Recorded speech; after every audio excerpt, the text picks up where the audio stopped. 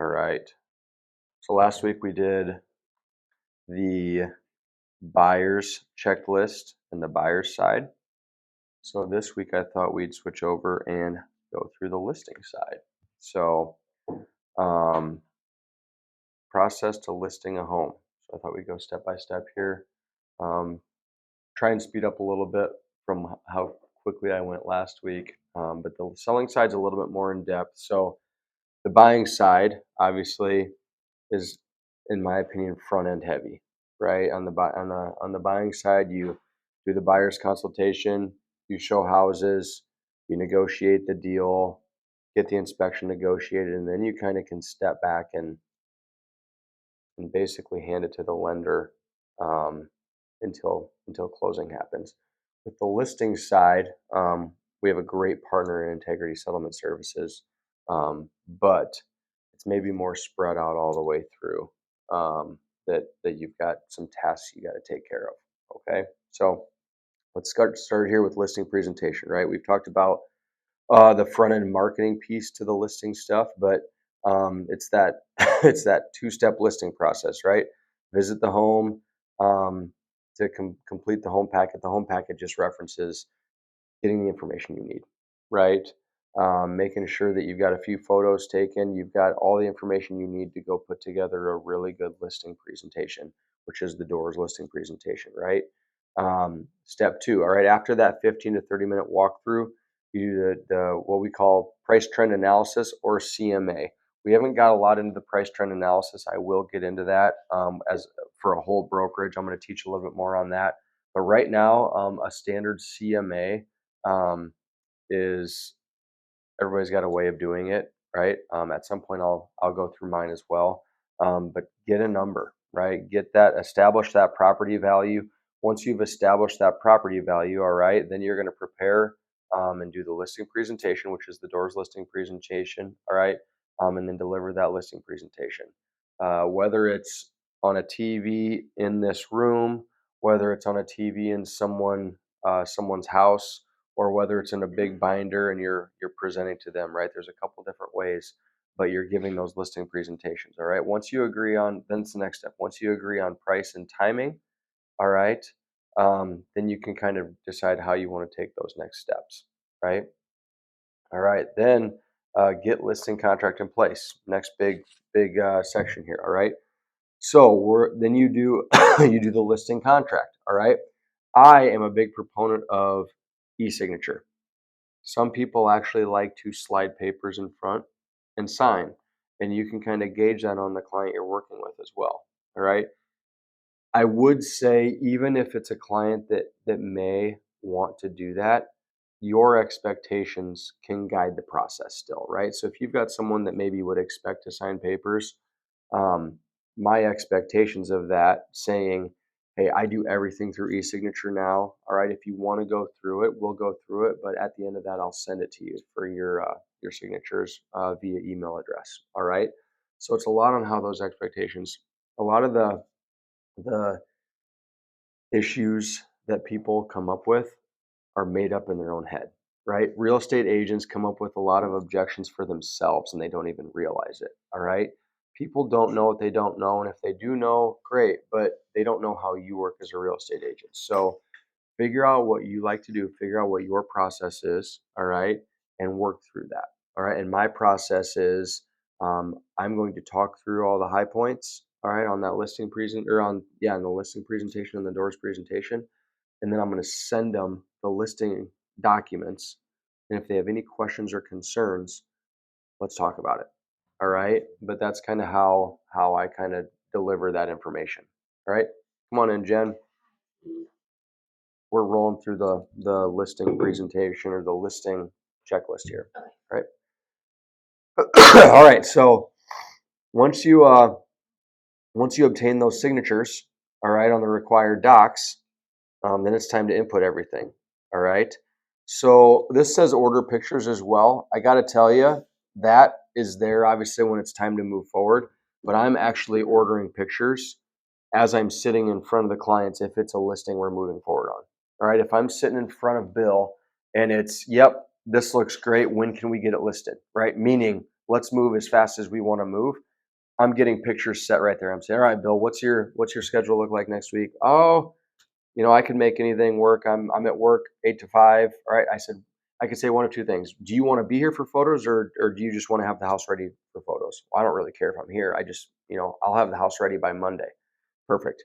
I'm going to text Jake Boyd while we're sitting in that meeting because there's a really good chance Jake is going to get back to me in under 10 minutes. All right.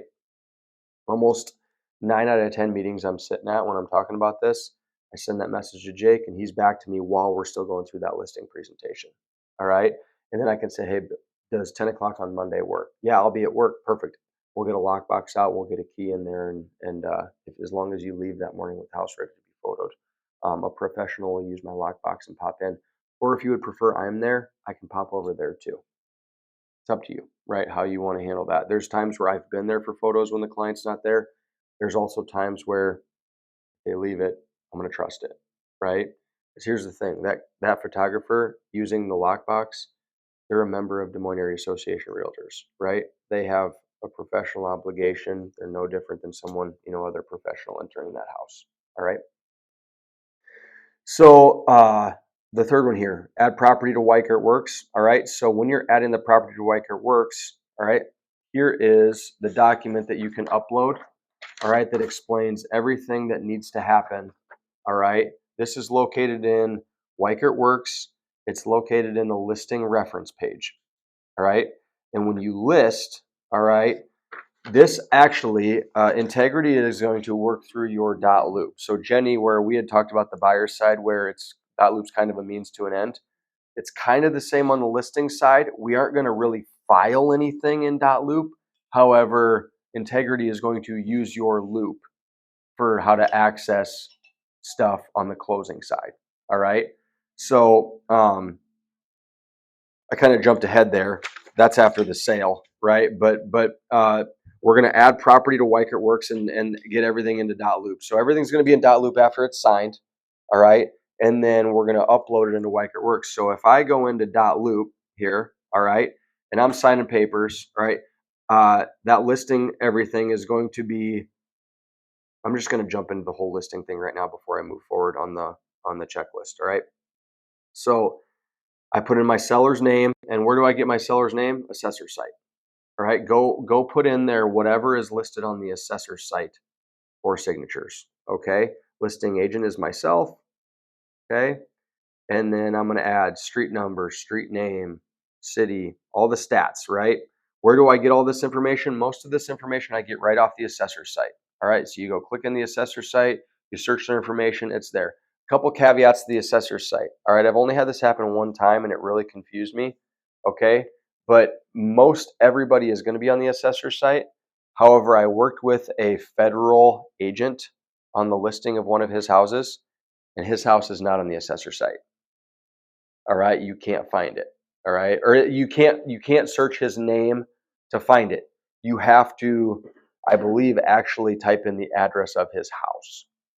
Okay. And that I'm trying to remember, that might not have even worked. But anyway, if for some reason you're having trouble finding someone's house and like they're your client, right? You're working with them and something's off, that might be why. Come to us and we can work through trying to get that right.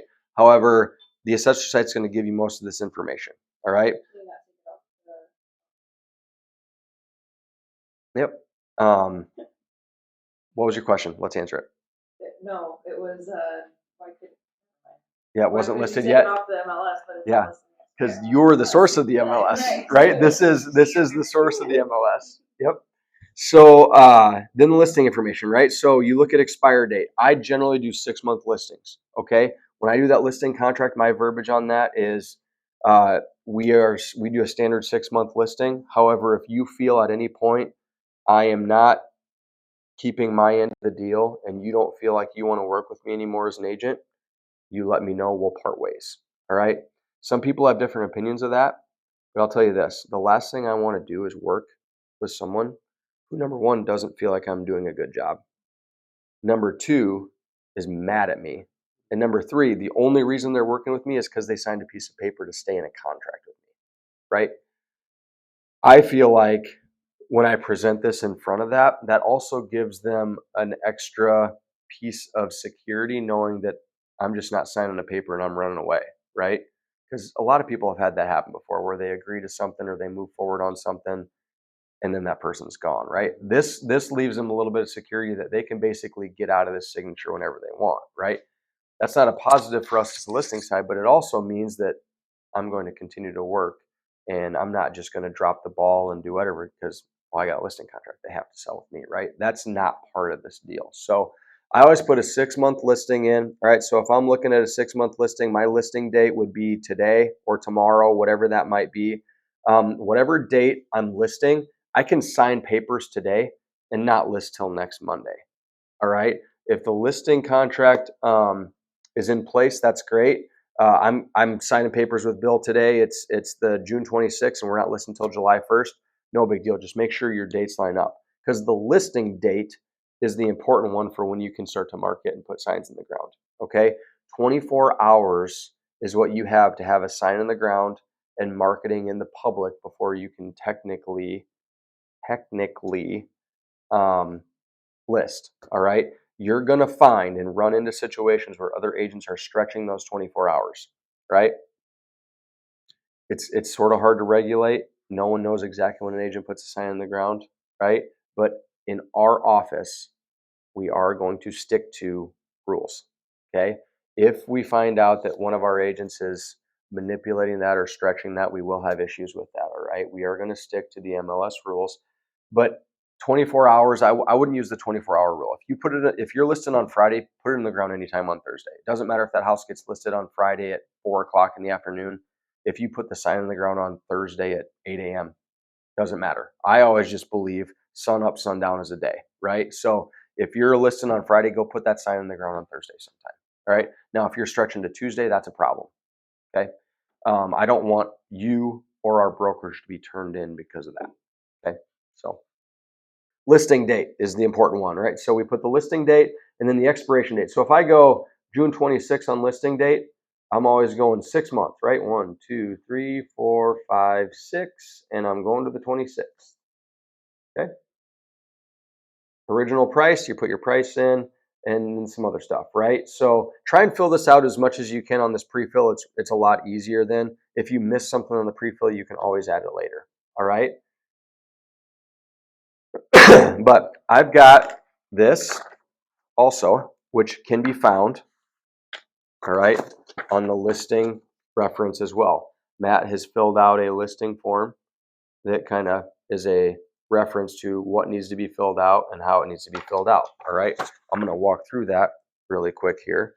Okay. So as an agent, all right, your name goes on the top, your MLS ID. This is your 4, 5, or 6 digit, I guess. Digits have changed through the course of having your license. Mine's a 5-digit MLS number, 35508. Yours may be 6 if you're a newer agent. All right. I always just put one phone. All right. Agent phone 1. And then office name, Weichert Realtors, the 515 agency. All right. And that should be fine. Okay. You're going to put residential acreage or condo on every one. All right. And then the property address, county, city, zip code, list price, the parcel number again, that might be pre-filled, but that's found on the assessor site. School district is also probably found on the assessor site. Like Ankeny, for example, has 2 schools, but everybody just puts Ankeny Community Schools.